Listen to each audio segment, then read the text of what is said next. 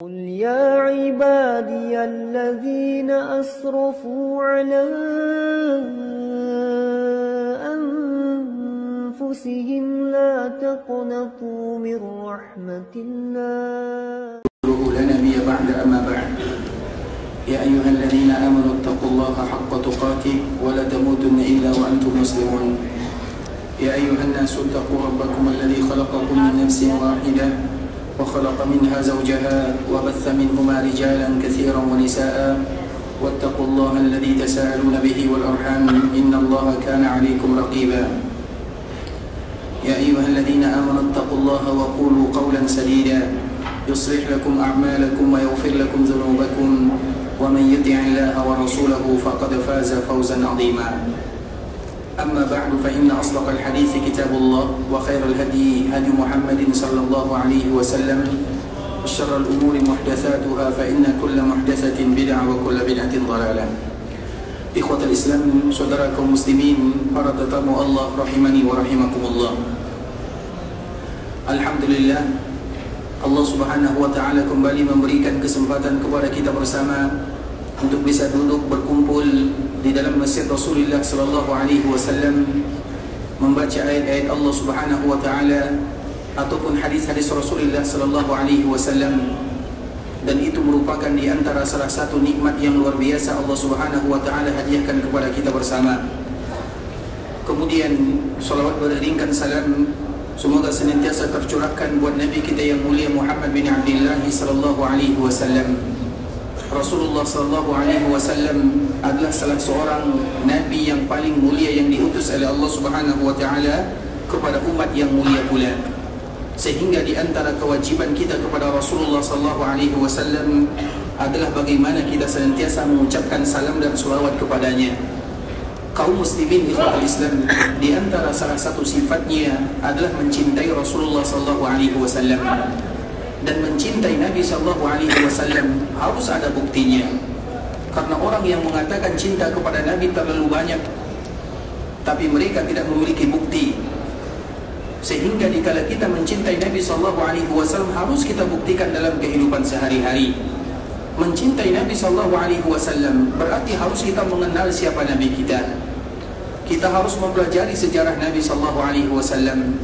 Kita harus mengetahui agama yang dibawa oleh Nabi. Kita harus mengenal sunnah-sunnah Nabi sallallahu alaihi wasallam, mempelajari hadis-hadis Rasulullah sallallahu alaihi wasallam. Maka itulah bukti kita cinta kepada Rasulullah sallallahu alaihi wasallam.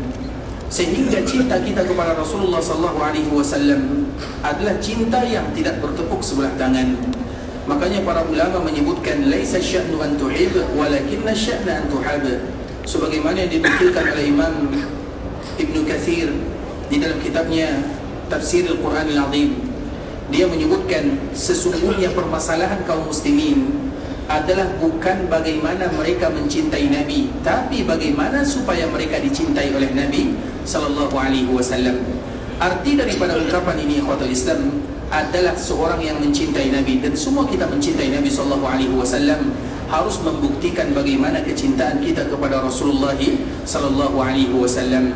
Dan di antara bentuk kita mencintai Nabi sallallahu alaihi wasallam adalah dengan selalu mengucapkan salam dan selawat kepada Rasul kita yang mulia Muhammad bin Abdullah sallallahu alaihi wasallam. Bahkan mereka-mereka yang tidak mau mengucapkan salam atau melewatkan hari tanpa mengucapkan salam dan selawat kepada Nabi, maka itu tanda kurang cinta kepada Rasulullah sallallahu alaihi wasallam. Banyak sekali dalil yang disebutkan oleh Nabi sallallahu alaihi wasallam. Seperti misalnya hadis yang masyhur, Nabi sallallahu alaihi wasallam menyebutkan al-bakhilu min ummati man dzukirtu 'indahu wa lam yusalli alaihi.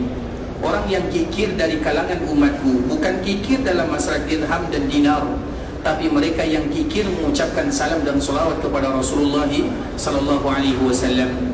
Di dalam riwayat yang lain, minal jafa an uzkara 'inda rajul falam yusalli alaihi. Di antara bentuk kurang cinta seorang umat kepada Nabi tadi adalah bentuk kekikiran. Sekarang bentuk kurang cinta, artinya mereka yang sudah mulai kasar kepada Nabi. Kasar kepada Nabi sallallahu alaihi wasallam bukan berarti dengan fisik.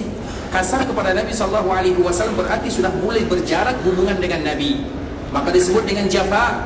Jafa itu artinya sudah kering.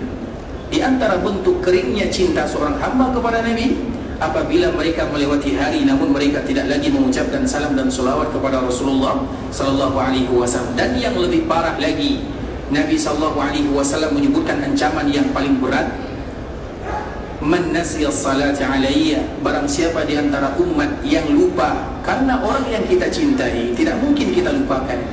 Sebagaimana kita melaksanakan ibadah haji, melaksanakan ibadah umrah, anak kita tidak ikut bersama kita, kadang keluarga kita sebagian juga tidak ikut bersamanya, orang tua kita juga tidak ikut, tapi mereka tidak akan pernah kita lupakan walaupun kita dipisahkan dengan jarak yang sangat jauh, karena mereka adalah orang-orang yang kita cintai. Di dalam doa kita ada doa untuk orang tua, ada doa untuk keluarga, ada doa kalimat-kalimat yang indah untuk anak-anak, karena mereka itu adalah orang-orang yang kita cintai. Nah, orang yang wajib pertama kali kita cintai dibandingkan dengan mereka semua adalah Rasulullah sallallahu alaihi wasallam. Artinya kalau kita mencintai Nabi, maka Nabi tidak akan pernah kita lupakan untuk selama-lamanya. Sebagaimana kita tidak melupakan keluarga, maka Nabi tidak akan pernah kita cintai. Karena wajib kita mencintai Nabi melebihi kecintaan kita dibandingkan kita cinta kepada anak-anak, daripada cinta kita kepada orang tua, bahkan dibandingkan dengan cinta kita kepada diri sendiri. Begitulah kecintaan yang harus diberikan kepada Nabi, sehingga mereka yang lupa mengucapkan salam dan salawat, maka Nabi mengatakan man nasiyas salati alayya, barang siapa yang lupa, karena lupa itu berarti dia sudah mulai kurang cintanya kepada Nabi sallallahu alaihi wasallam.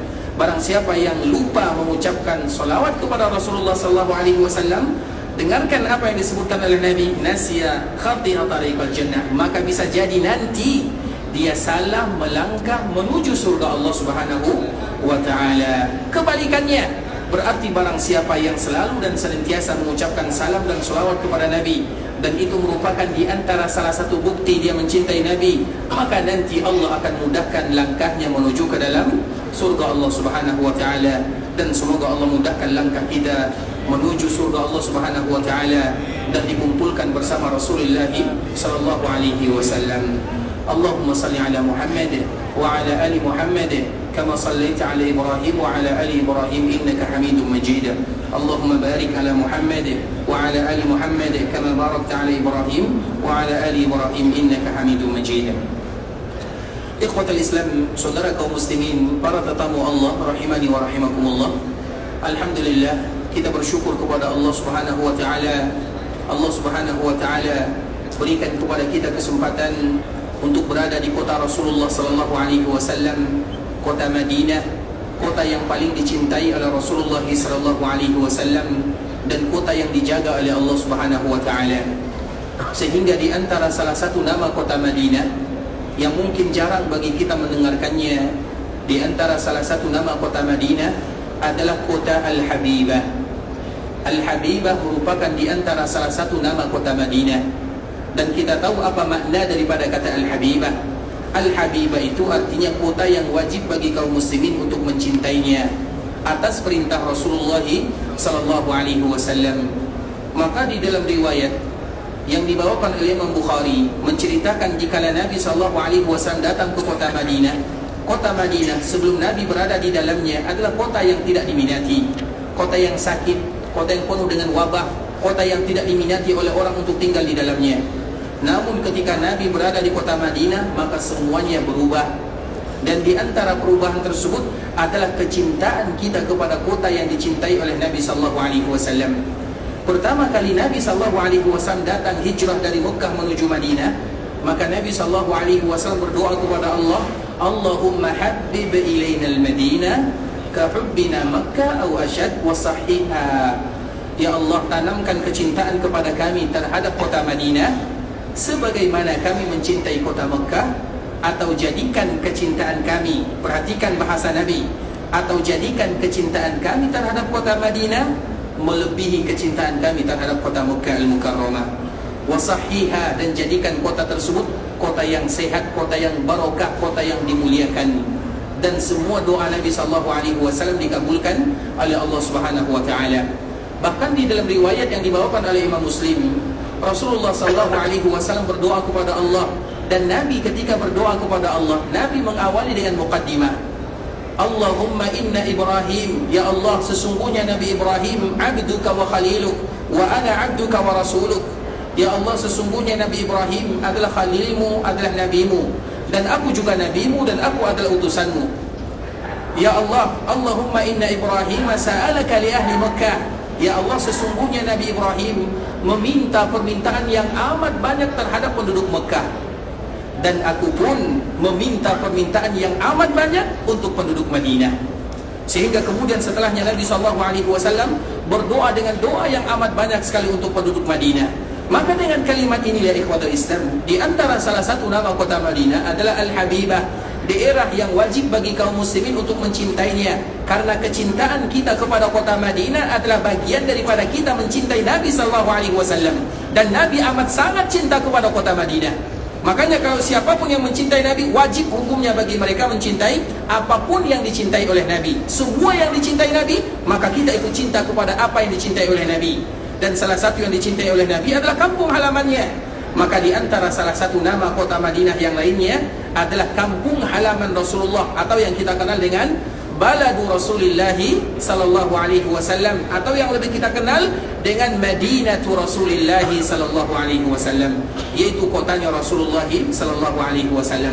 Makanya kita sangat bersyukur ikhwatul Islam ketika kita sebelum melaksanakan ibadah haji, atau mungkin sebahagian saudara kita setelah melaksanakan ibadah haji mereka akan datang ke kota Madinah.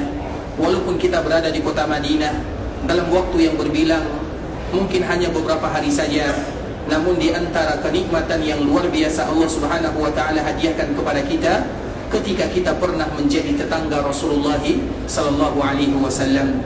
Tinggal bagaimana kita menjaga, bagaimana kita semestinya bertetangga dengan Rasulullah sallallahu alaihi wasallam, apa adab, apa etika yang harus kita jaga, karena ini adalah kampung halaman Nabi, dan kampung halaman Nabi tidak akan pernah sama nilainya dengan kampung dimanapun di belahan dunia. Kampung halaman Nabi akan tetap menjadi mulia, dan kampung halaman Nabi adalah kampung yang wajib bagi kaum muslimin untuk mencintainya. Dan kita sedang berada di kampung Rasulullah sallallahu alaihi wasallam, dan kita wajib mencintainya. Tinggal bagaimana kita membuktikan kecintaan kita kepada kampung yang dicintai oleh Rasulullah sallallahu alaihi wasallam. Dan di antara bentuk kecintaan kita kepada kota Madinah, kepada kampung halaman Rasulullah sallallahu alaihi wasallam, adalah memperbanyak waktu beribadah kepada Allah Subhanahu wa taala. Dan tidak ada tempat yang paling mulia di kota Madinah kecuali Masjid Rasulullah sallallahu alaihi wasallam itu sendiri. Makanya setiap kali kita membayangkan jika kita berada di kota Madinah, maka ingat Nabi sallallahu alaihi wasallam, jaraknya dengan kita hanya beberapa langkah saja. Di situ Rasulullah sallallahu alaihi wasallam. Tidakkah membuat kita semangat terpacu, berkobar semangat beribadah kepada Allah Azza wa Jalla? Masjid adalah masjid Nabi, kampung adalah kampung Nabi sallallahu alaihi wasallam. Tidak mungkin kita melakukan hal-hal yang tidak diridai oleh Allah dan tidak dicintai oleh Rasulullah sallallahu alaihi wasallam.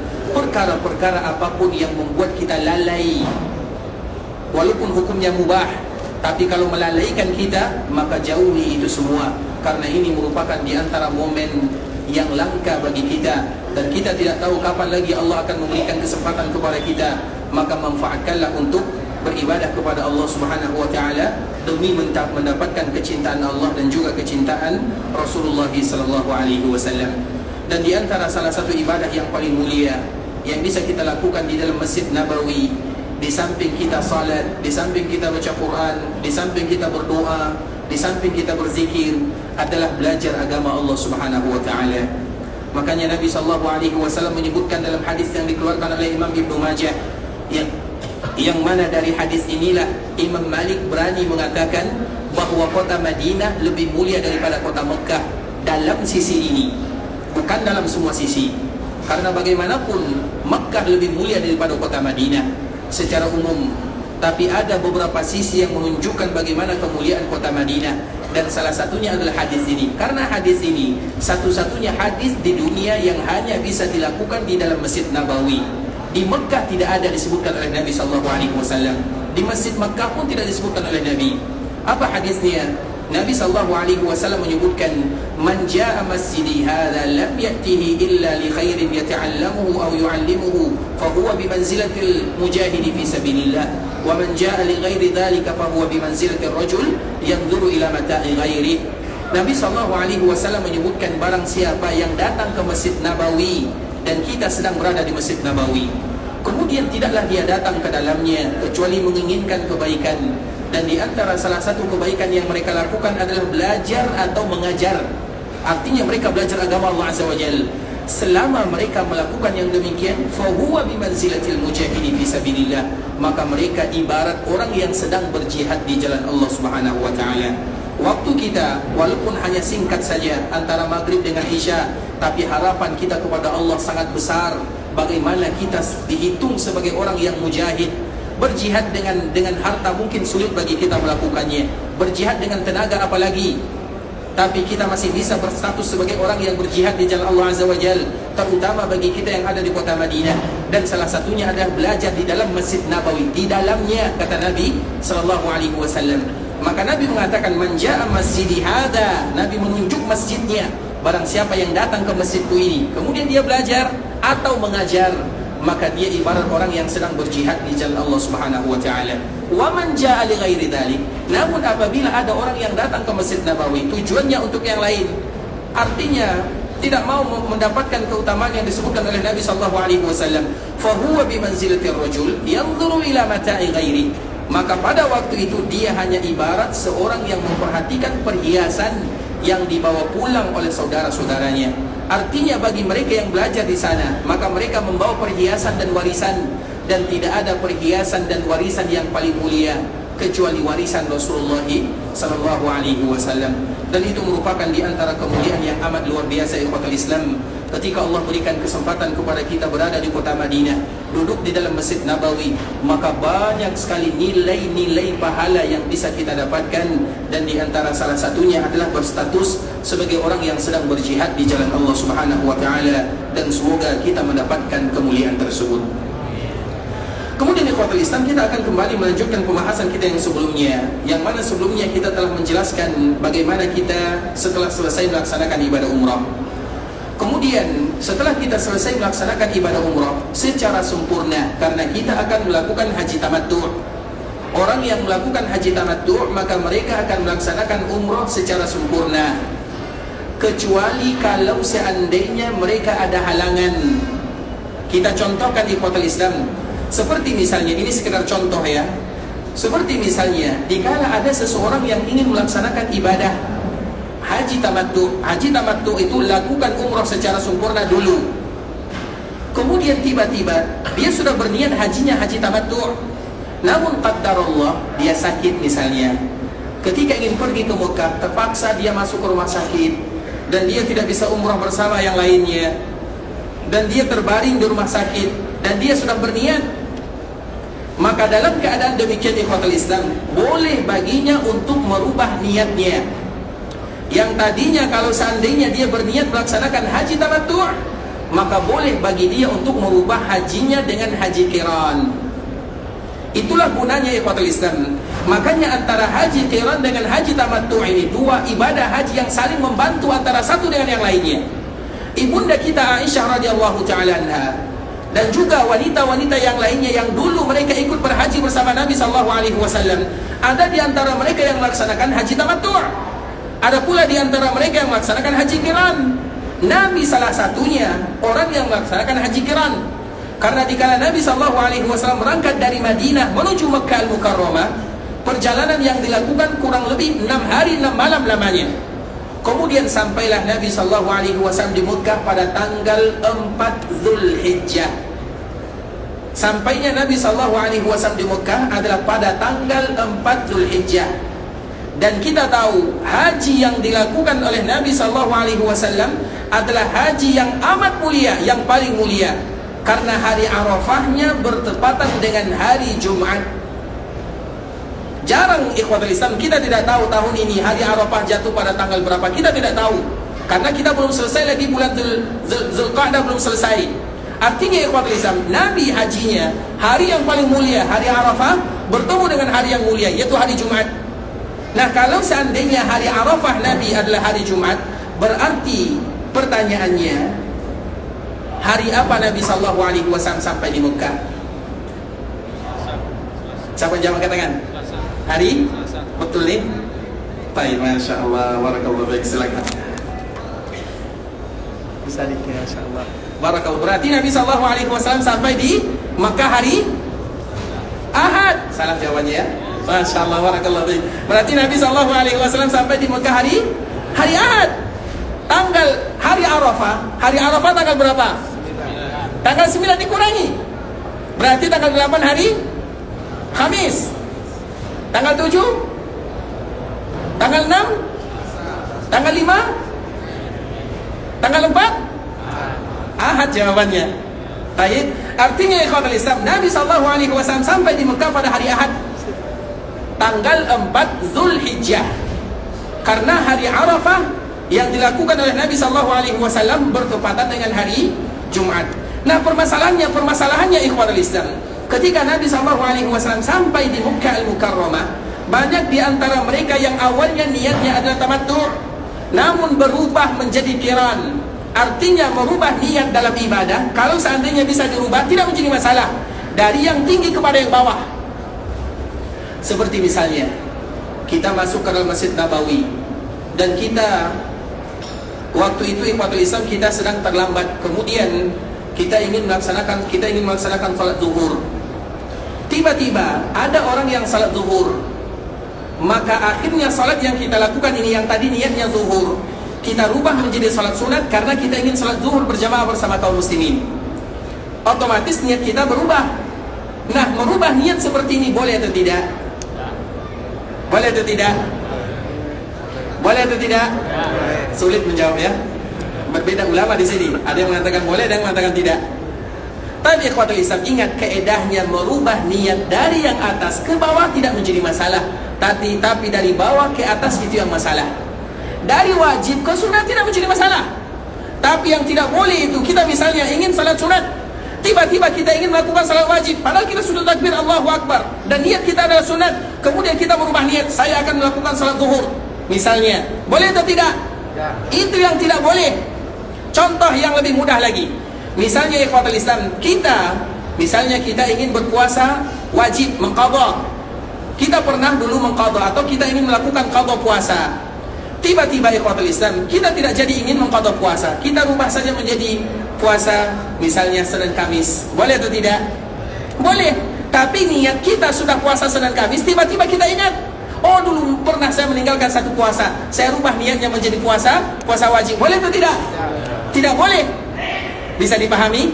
Dari atas ke bawah boleh, dari bawah ke atas tidak boleh. Nah, antara tamattu' dengan qiran, kita kemarin telah menjelaskan ikhwatul Islam, haji tamattu', haji qiran, haji ifrad, semuanya adalah ibadah haji yang mulia. Tapi kalau seandainya dibandingkan mana yang paling bagus di antara yang bagus? Jangan fanatik ya, karena kita tamattu' ya. Yang paling bagus di antara yang bagus adalah tamattu'. Apa alasannya?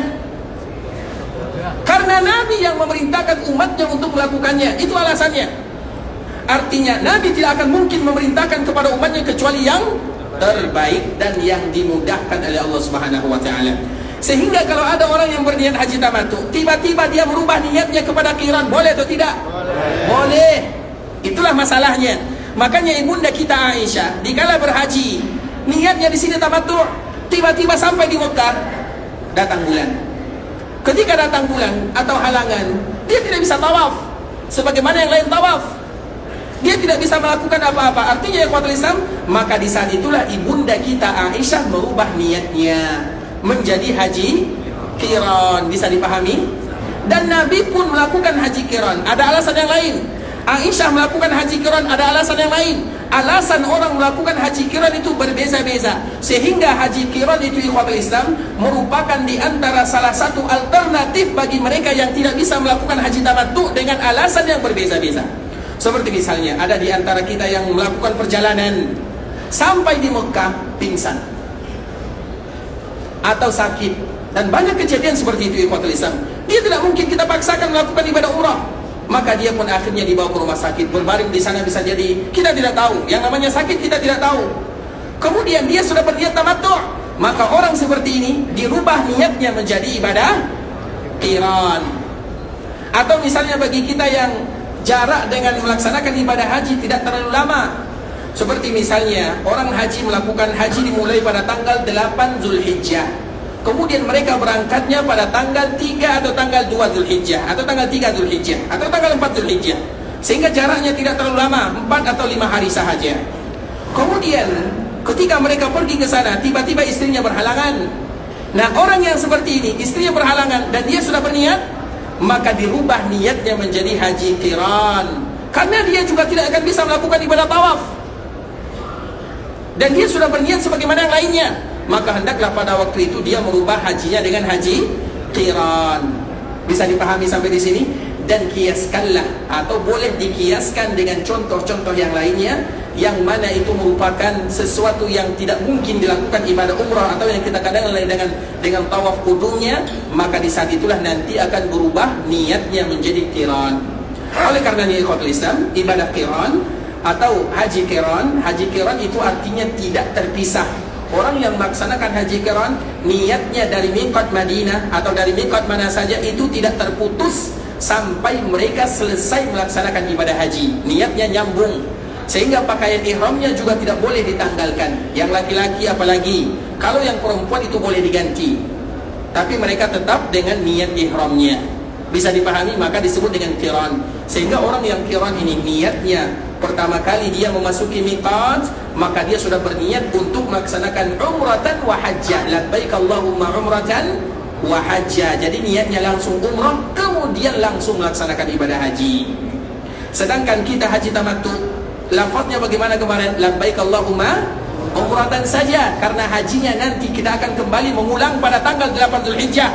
Pada tanggal 8 Zulhijjah kita akan kembali mengatakan labbaik Allahumma hajjah. Umrahnya sekarang, hajinya nanti. Makanya kalau ada di antara kita yang nanti pergi ke miqat, kemudian dia mengatakan labbaik Allahumma umratan, maka sudah cukup.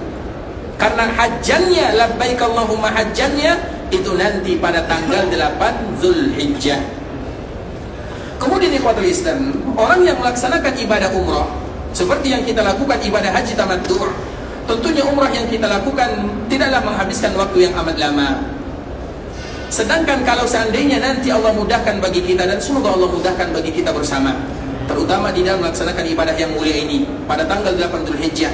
Nah, waktu ini merupakan waktu yang sedikit lebih lama dibandingkan dengan melaksanakan ibadah umrah, terutama dikala kita memakai pakaian ihram.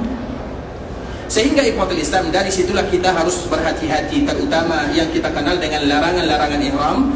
Dan sebelumnya kita telah belum menjelaskan ikhwatul Islam, sebelumnya kita belum menjelaskan di antara larangan-larangan ihram. Dan pada kesempatan kali ini kita akan menjelaskan secara ringkas saja di antara bentuk larangan-larangan ihram, agar kita bisa berhati-hati di dalamnya dan apa konsekuensinya kalau seandainya kita harus melakukannya. Karena ada di antara kaum muslimin ikhwatul Islam yang dia wajib hukumnya untuk melakukan larangan ihram. Bisa dipahami? Padahal itu merupakan larangan ihram, tapi ada kaum muslimin yang wajib hukumnya melakukan larangan ihram. Bisa dipahami atau tidak? Dan nanti akan kita jelaskan. Padahal disebut dengan larangan-larangan ihram. Ada sebagian kaum muslimin wajib hukumnya bagi dia untuk melakukan larangan ihram. Tentu karena keadaan, karena situasi, dan karena kondisi. Nah, karena itulah ikhwatul Islam kita harus mengetahui apa larangan ihram. Karena larangan ihram itu berbeza antara satu dengan yang lainnya. Ada larangan yang dimaafkan, ada larangan yang kita kena denda, ada yang dendanya ada pilihan, ada yang dendanya tidak ada pilihan. Ada orang yang melakukan larangan, maka dia dihukum. Dia tetap wajib melaksanakan ibadah dengan sempurna, dan dia mendapatkan denda yang lumayan besar, yaitu wajib hukumnya menyembelih 1 ekor unta. Dan itu bukan ringan ikhwatul Islam, dan itu juga termasuk di antara bagian daripada larangan-larangan ihram. Kemudian ikhwatul Islam kita akan sebutkan sedikit di antara larangan ihram tersebut. Yang pertama, larangan ihram yang pertama adalah mengambil rambut yang ada di badan setelah kita mengucapkan kalimat labbaik Allahumma umratan. Ketika kita sampai di miqat, dan miqat itu dikala kita berada di sana, maka kita akan memakai sebuah pakaian yang disebut dengan pakaian ihram. Semua kita tahu pakaian yang disebut dengan pakaian ihram. Ihram itu ikhwatul Islam, kenapa disebut dengan pakaian ihram? Karena apabila kita sudah berniat, dan di antara yang membentuk atau di antara yang membuktikan niat kita tersebut adalah dengan pakaian tersebut, Maka apabila kita sudah melakukan yang demikian, sesuatunya yang tadi halal maka sekarang haram bagi kita melakukannya. Maka disebut dengan ihram. Ihram itu diambil dari kata-kata haram. Makanya dikala kita memakai pakaian disebut dengan pakaian ihram. Ketika kita memakai pakaian ihram berarti kita harus menjaga diri dan berhati-hati. Sesuatu yang boleh bagi kita melakukan sebelumnya, maka sekarang tidak boleh lagi karena kita sudah memakai pakaian. Maka disebut dengan pakaian ihram. Haram bagi kita melakukan sesuatu yang hukum asalnya boleh bahkan dianjurkan. Sama dengan takbiratul ihram dikala kita salat disebut dengan takbiratul ihram. Kenapa disebut dengan takbiratul ihram? Karena seorang muslim ketika mereka mengatakan Allahu Akbar, maka tidak bebas lagi mereka melakukan sesuatu yang boleh mereka lakukan sebelumnya. Maka takbiratul ihram disebut dengan haramnya salat. Halalnya kapan? Dikala seseorang mengucapkan Assalamualaikum. Begitu juga dikala kita bermiqat, sampai di miqat, kemudian kita berniat, kemudian kita memakai pakaian ihram, kapan halalnya? Akhirnya setelah seseorang melakukan memendekkan rambutnya atau mencukurnya, maka disebutlah dengan istilah yang kita kenal dengan tahallul. Tahallul itu artinya minta dihalalkan. Karena tadi kita sudah mengharamkan diri kita. Kita mengharamkan dan kita bersumpah terhadap diri sendiri. Aku mengharamkan sesuatu yang dibolehkan oleh Allah. Kapan halalnya? Maka nanti di akhir, sehingga disebut dengan tahallul. Ihram, tahallul, haram, halal. Itulah maknanya. Maka dari sinilah para ulama mengatakan bahwa tahallul itu bukan bercukur. Tahallul itu bukan memendekkan rambut. Hanya saja bercukur atau memendekkan rambut itu merupakan di antara pekerjaan terakhir yang dilakukan oleh jemaah, sehingga mereka menyamakan namanya, disebut dengan tahallul. Tapi kalau dalam ibadah haji tidak demikian. Dalam ibadah haji ikhwatul Islam, mencukur atau memendekkan rambut bukan pekerjaan terakhir, yang mana nanti akan kita jelaskan. Sedangkan mencukur atau memendekkan rambut itu hanya dalam pekerjaan umrah saja. Makanya setelah kita tawaf, kita sa'i, maka terakhir kita bercukur namanya. Dan bercukur itu setelah kita bercukur, maka kita disebut dengan tahallul. Bisa dipahami? Tahallul dengan bercukur sebenarnya tidak sama. Tapi karena itu merupakan pekerjaan terakhir yang biasanya dilakukan oleh jemaah umrah, maka bercukur itu sendiri dinamakan dengan tahallul. Dia sama tapi beza. Dia beza tapi sama. Itulah bahasanya. Kemudian ikhwatul Islam, ketika seseorang sampai di miqat makani, karena sebelumnya kita telah menjelaskan bahwa miqat itu ada dua. Yang pertama miqat makani, miqat tempat yang telah ditentukan oleh Nabi SAW. Dan di antara salah satu tempat miqat yang paling jauh, dan ini merupakan di antara keutamaan yang Allah berikan kepada penduduk Madinah dan orang-orang yang memulai ibadah hajinya dari kota Madinah. Sehingga bagi kita yang diawali atau yang mengawali datang ke kota Madinah, itu merupakan di antara salah satu kelebihan yang Allah berikan. Kenapa demikian? Karena miqat yang paling jauh di antara miqat-miqat yang ada adalah miqat penduduk Madinah. Apa nama miqat penduduk Madinah? Jangan katakan Bir Ali ya. Namanya adalah Zulhulaifah. Walaupun kebanyakan kita lebih kenal dengan Bir Ali atau Abar Ali. Namun penamaan Abar Ali ini Islam itu jauh pada abad ke-10 Hijriah. Sedangkan nama yang disebutkan oleh Nabi SAW adalah Zulhulaifah, Zulhulaifah atau Zulhulaifah. Kemudian ikhwatul Islam, Zulhulaifah jaraknya dari Makkah Al-Mukarramah berapa kira-kira? Kurang lebih 400 kilo, 400 km. Kalau yang lain ikhwatul Islam maksimal 150, 170, 100 meter, 100 kilo, tidak terlalu jauh. Yang paling jauh adalah miqatnya penduduk Madinah. Kenapa demikian? Karena kalau miqat kita semakin jauh, maka tentu pahala yang akan kita dapatkan semakin besar, semakin banyak. Kalimat talbiyah yang kita ucapkan juga semakin banyak. Itu merupakan karunia ikhwatul Islam. Semakin jauh miqat, maka kita akan semakin berjuang. Dikala kita semakin berjuang, maka kita akan semakin banyak mendapatkan pahala.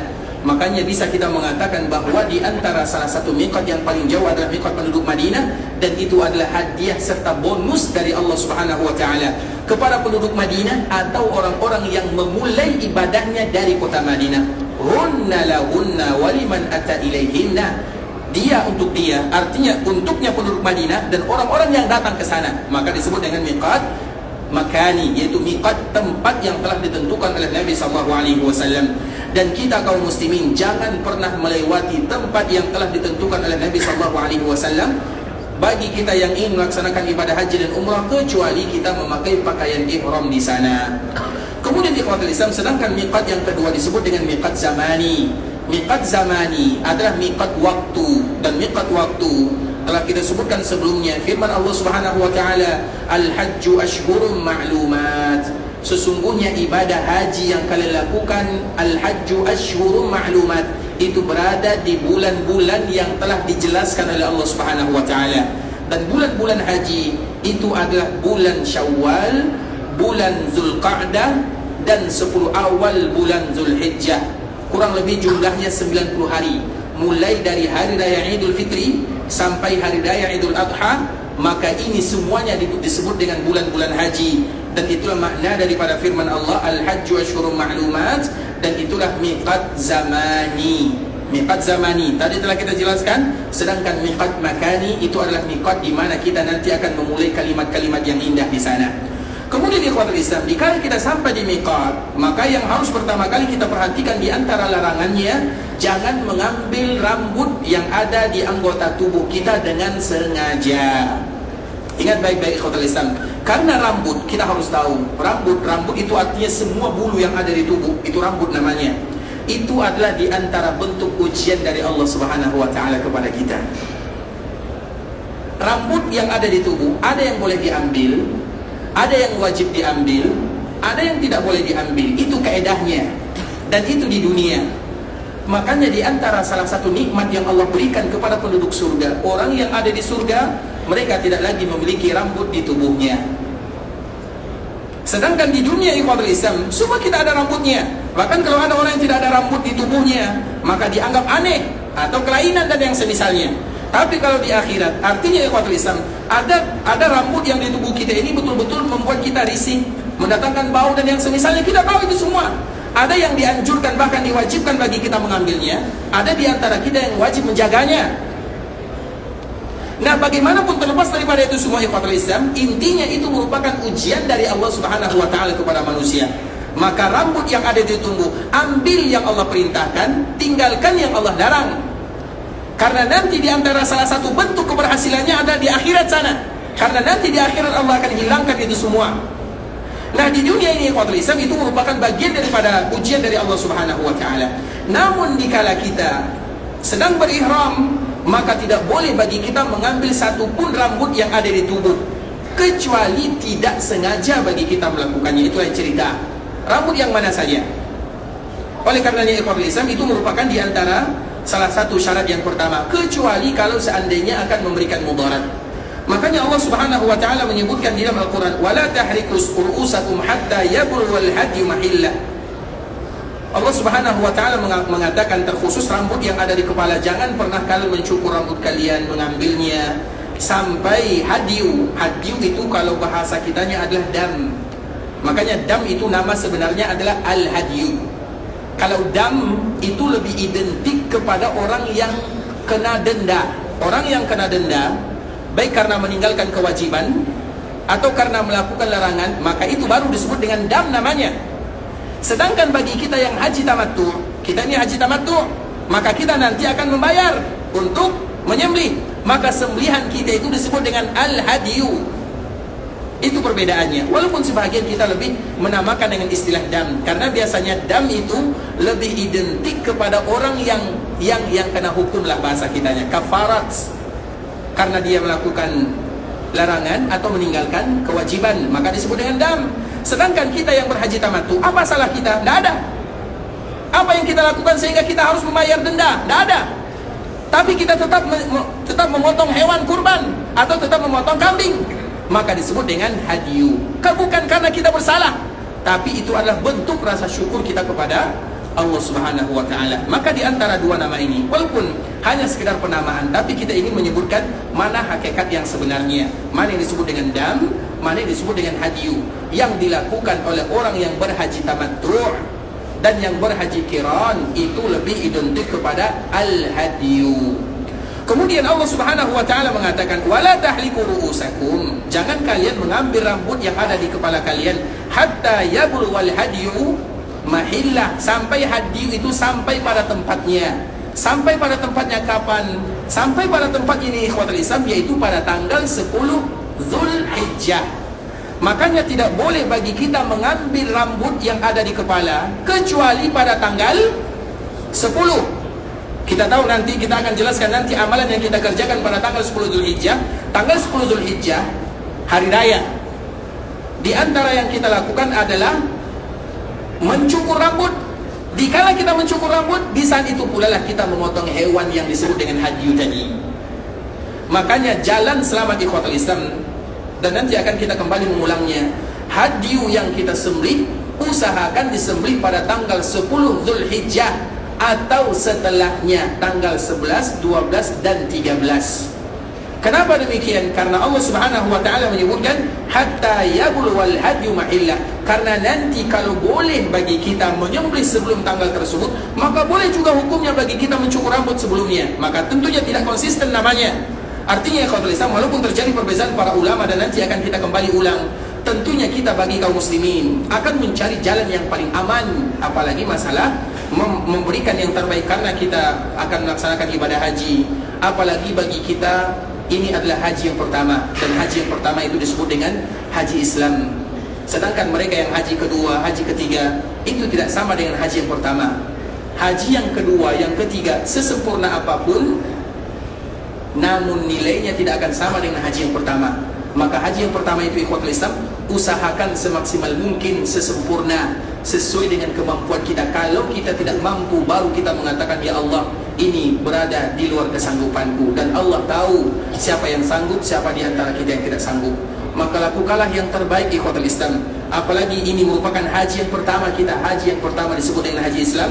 Kita tidak ingin melaksanakan ibadah haji kecuali yang paling sempurna dan sesuai dengan kesanggupan kita semaksimal mungkin. Kalau kita tidak sanggup lagi, baru kita ada hujjah di hadapan Allah Subhanahu wa taala. Maka lakukan yang terbaik di antara yang baik. Iya, banyak yang baik, tapi kita ingin melakukan yang terbaik di antara yang baik, dan salah satunya adalah sebagaimana tadi yang telah kita jelaskan. Kemudian yang kedua ikhwatul Islam, di antara larangan yang kedua adalah taqlimul adfar. Taqlimul adfar itu artinya mencabut atau memotong kuku. Apalagi bagi kita yang terbiasa gigit-gigit kuku, maka itu nanti dihindari.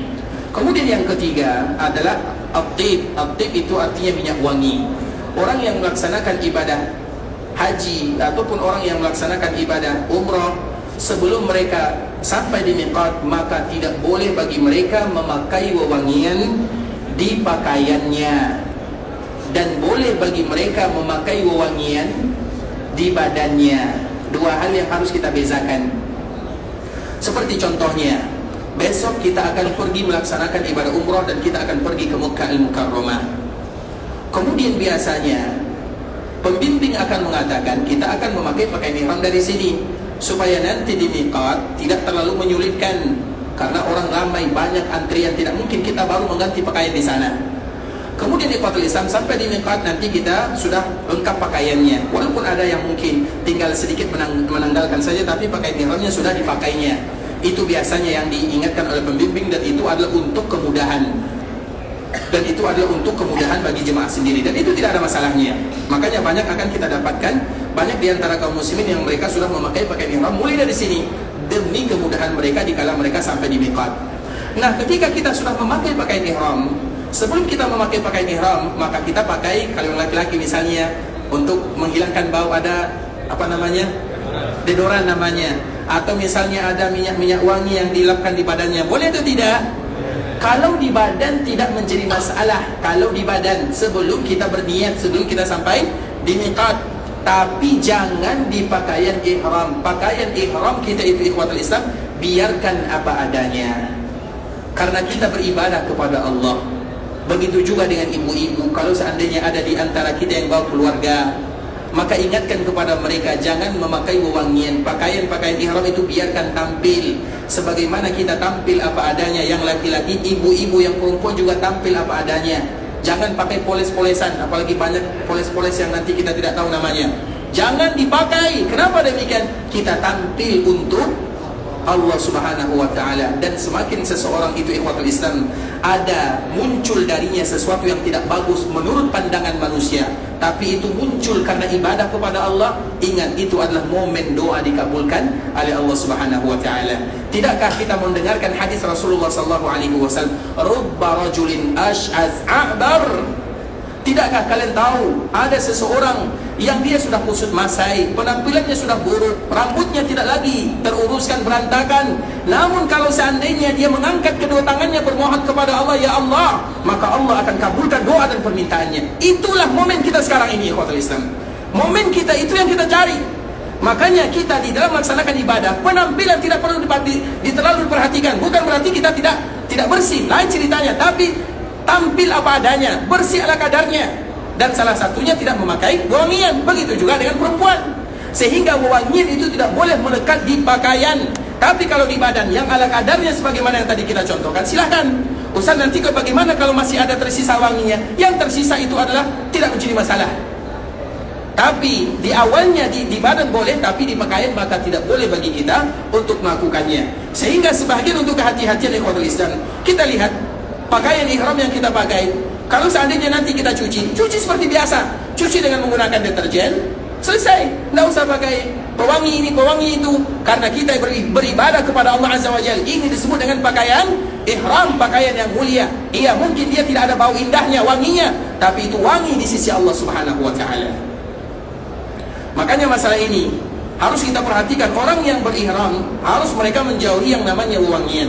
Begitu juga misalnya nanti kalau kita safar kita mungkin 6 jam, 7 jam, 8 jam, maksimal 9 jam. Dari Madinah sampai ke Mekah 9 jam misalnya. Bisa jadi kita pakai tisu yang ada wewangiannya, atau nanti kita singgah di perjalanan menggunakan sesuatu yang ada wewangiannya. Maka di saat itulah kita harus berhati-hati dan kembali menjaga diri. Karena kita tampil beribadah kepada Allah Subhanahu wa ta'ala, kita untuk keluarga kita dan orang-orang mungkin yang rombongan kita saling mengingatkan satu dengan yang lainnya.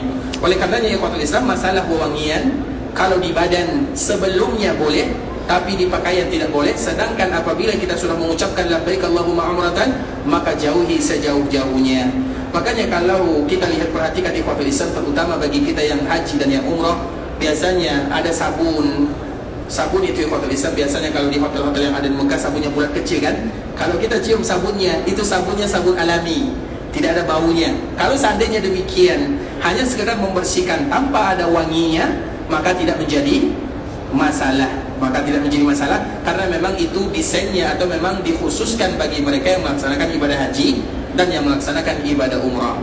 Kemudian ikhwatul Islam, yang berikutnya, bagi kita yang ingin melaksanakan ibadah haji dan umrah, yang tidak boleh bagi kita melakukannya adalah taghtiyatul muhrim ra'sahu wa wajhahu bimulasiqah.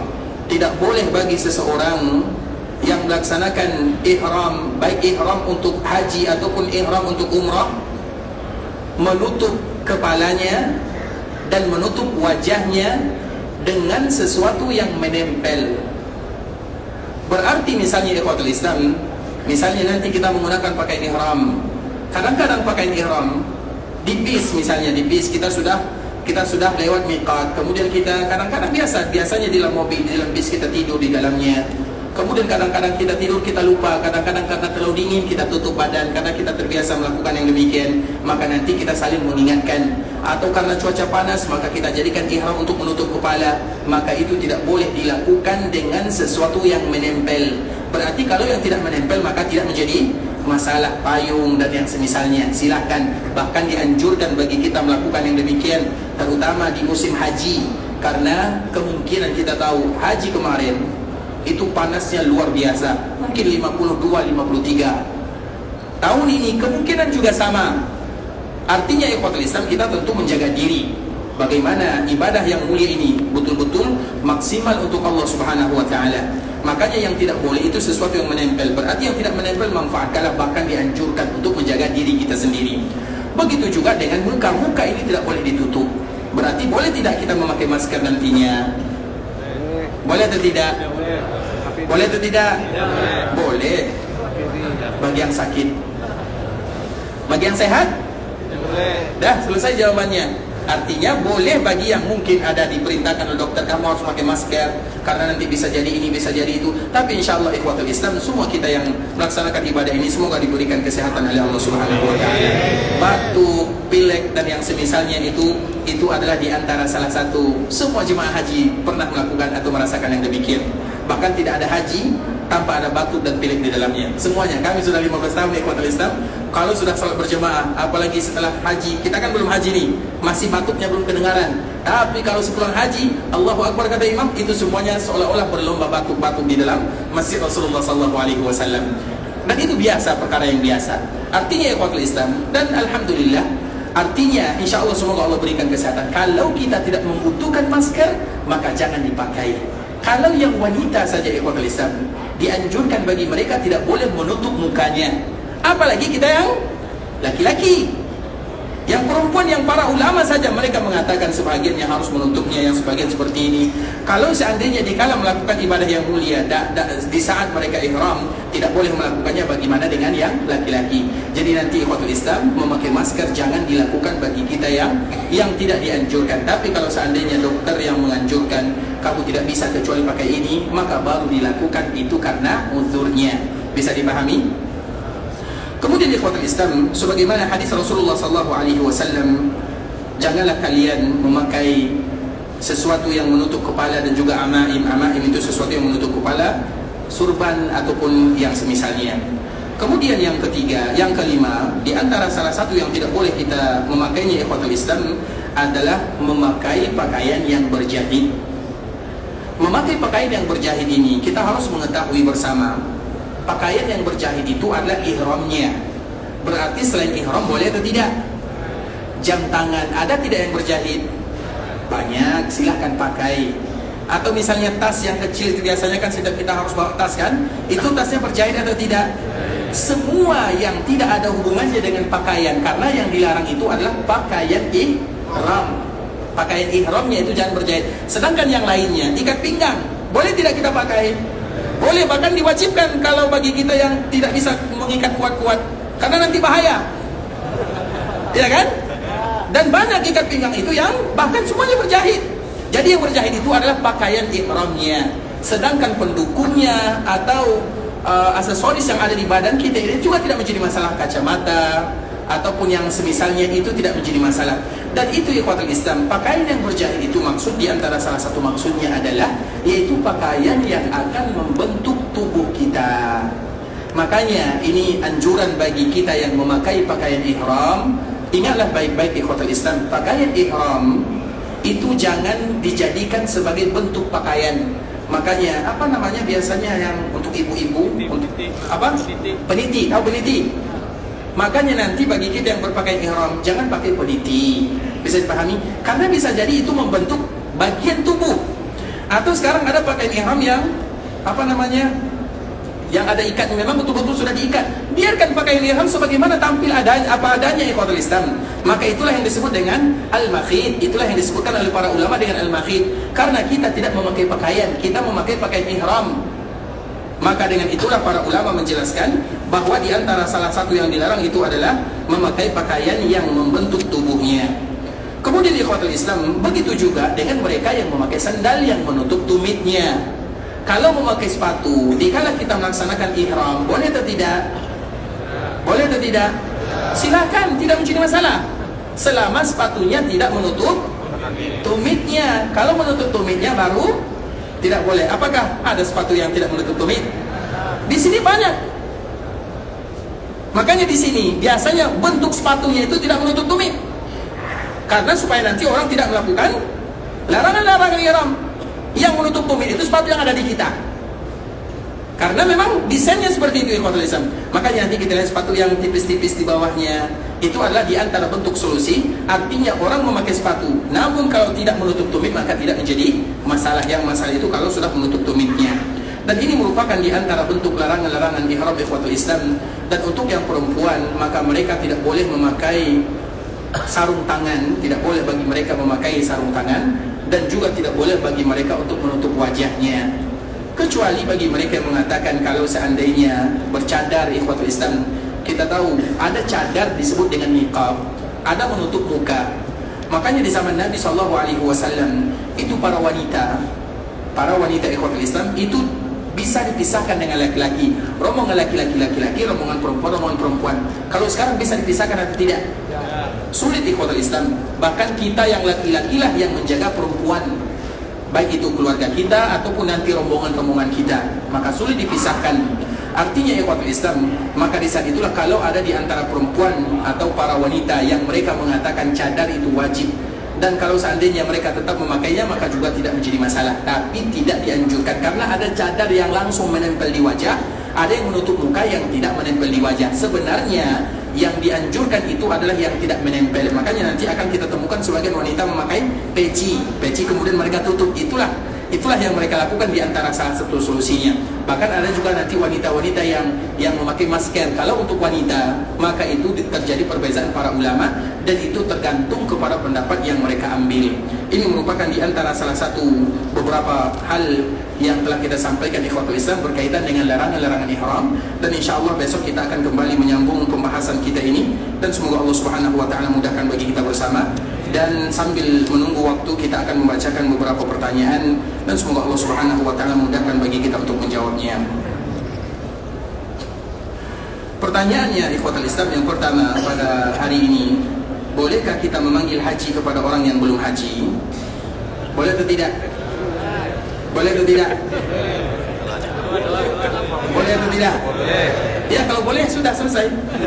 Artinya apa ikhwatul Islam? Memanggil haji bisa jadi karena doa, bisa jadi atau yang semisalnya. Tapi ingat ikhwatul Islam, kita selama bisa tidak dipanggil oleh seseorang bapak haji, maka itu yang lebih bagus. Bisa dipahami? Agar lebih menjaga keimanan kita, kualitas ibadah haji kita. Karena yang kita harapkan adalah haji yang mabrur. Dan haji yang mabrur itu adalah haji yang memberikan perubahan dalam kehidupannya. Jadi haji yang mabrur itu bukan warna pecinya yang berubah, bisa dipahami? Tapi akhlak, adabnya, iman dan takwanya yang berubah. Kalau seandainya berubah pecinya juga tidak menjadi masalah. Kalau seandainya orang panggil, tidak panggil itu biasa. Makanya selalu kita menyebutkan antara rukun haji dan rukun-rukun yang lainnya sama. Salat juga rukun Islam, zakat juga rukun Islam, puasa juga rukun Islam, haji juga rukun Islam. Kita melakukan sholat siang dan malam, tidak ada orang yang panggil kita dengan bapak haji, bapak sholat. Kita melakukan puasa, tidak ada orang yang panggil kita bapak puasa. Kita zakat juga tidak ada orang panggil dengan bapak zakat. Tiba-tiba, dikala kita tidak dipanggil dengan bapak haji, kita pun marah sambil mengatakan peci yang warna putih ini mahal. Misalnya, tidak ngaruh ikhwatul Islam, mau dipanggil mau tidak dipanggil terserah.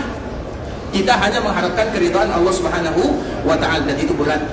Sekarang mungkin iya, tapi nanti di kampung halaman itu akan terasa berat. Makanya ikhwatul Islam, selagi walaupun orang tahu ikhwatul Islam, walaupun orang tahu kita haji, tapi tetaplah yang berubah itu adalah iman dan takwa kita semakin menaik, adab dan akhlak kita kepada Allah, kepada orang tua, kepada sesama, kepada tetangga, itu yang harus berubah. Penampilan kalau berubah, alhamdulillah. Kalau tidak berubah, tidak menjadi masalah. Seperti misalnya yang ada di daerah kita, pecinya terkenal dengan peci nasional. Pulang pergi haji pakai peci nasional, pulang haji pakai peci nasional, salah atau tidak? Salah atau tidak? Tidak menjadi masalah. Kalau seandainya orang pergi ke sini pakai peci putih, pulang pakai peci putih, salah atau tidak? Tidak ada yang salah. Tapi paling tidak kita berusaha bagaimana menjaga diri dan menjaga hati, dan itu sangat berat sekali ikhwatul Islam. Sehingga nanti kalau misalnya, karena biasanya ini, mohon maaf ya, ini biasa ya, kami tidak tahu. Biasanya sebelum haji, biasanya kita satu rombongan, satu kloter dan yang semisalnya, kita saling manggil Pak Fulan, Pak Ahmad, Pak Ali, Pak Muhammad dan yang semisalnya. Tapi kalau sudah haji, Pak Haji Ahmad, Pak Haji Ali, iya atau tidak? Nanti bisa kita buktikan sendiri. Nanti bilang sama kawan, sebagaimana kamu panggil dulu aku dengan namaku, maka panggil juga aku dengan namaku, untuk menjaga keikhlasan karena Allah Subhanahu wa taala. Kalau kamu tetap memanggil diriku dengan Bapak Haji, maka itu urusan kamu. Artinya ikhwatul Islam, kita berusaha untuk menjaga kalimat ini, karena kalimat ini berat, kalimat ini wajib kita jaga sampai kita mati.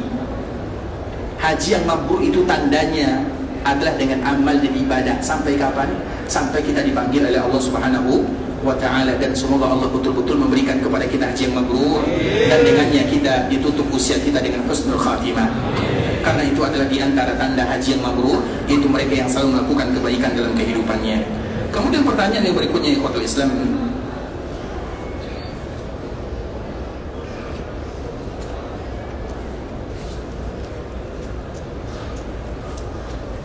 Mohon maaf ya kalau ada pertanyaannya yang agak sulit kami membaca tulisannya, kami mohon dimaafkan.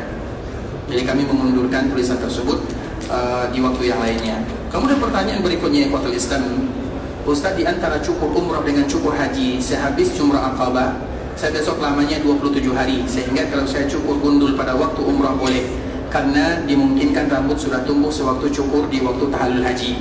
Kemarin telah kita jelaskan di ikhwatul Islam, bagaimanapun momen yang paling bagus dikala orang melaksanakan ibadah umrah atau haji tamattu, yang paling bagus bagi mereka adalah memendekkan rambutnya kalau umrahnya atau hajinya adalah haji tamattu.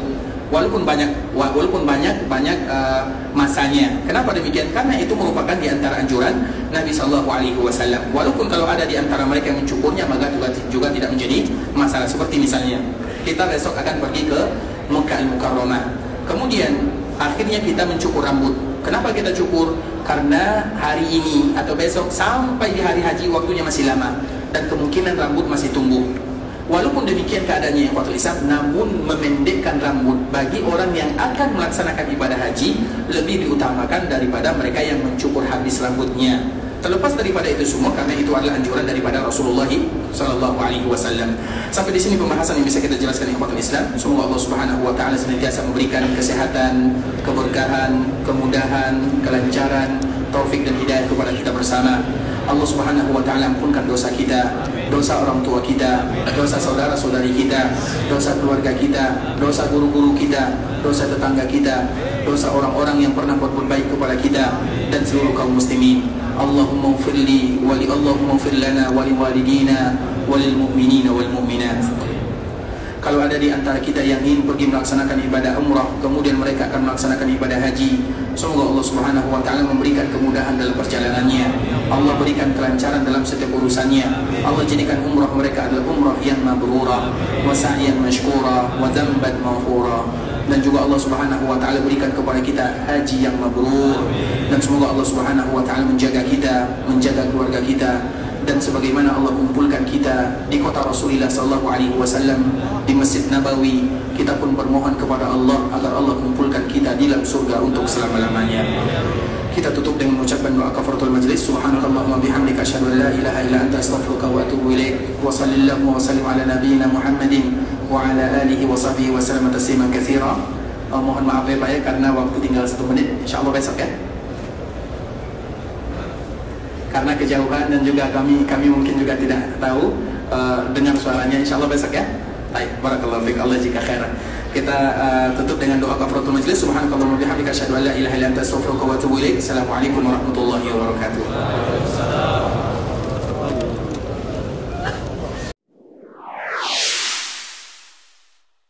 قل يا عبادي الذين أسرفوا على أنفسهم لا تقنطوا من رحمة الله